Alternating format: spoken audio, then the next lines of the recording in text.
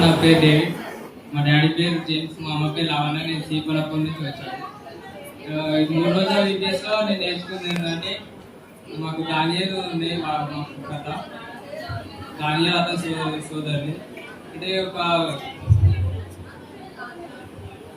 ఒకనొక సమయంలో దానియేలు స్నేహితుల ముగ్గురిని అగ్నిగుండంలో వేస్తారు. వాళ్ళు రాజు చెప్పింది వినరు. రాజు చెప్పిన దానికి వ్యతిరేకంగా చేస్తారు, అంటే దేవుడికి ఇష్టంగా చేస్తారు. వారు అగ్నిగుండంలో వేస్తా అన్న సిచ్యువేషన్ వాళ్ళు చేసిన కూడా వారు దేవుని ఇవ్వరు.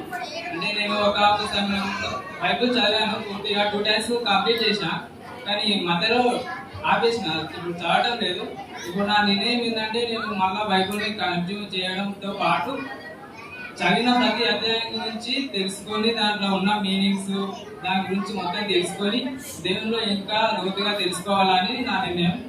కాబట్టి నా నిర్ణయాన్ని నేను ఇంకోసారి మళ్ళీ పడిపోకుండా బైబుల్ కంటిన్యూగా చదివేలాగా నేను అలాగే నా బాప్తిసం కొరకు ప్రార్థన చేయాలని కోరుకుంటున్నాను. Very nice. డేవిడ్ కోసం ప్రార్థన చేద్దాం. జస్వంత్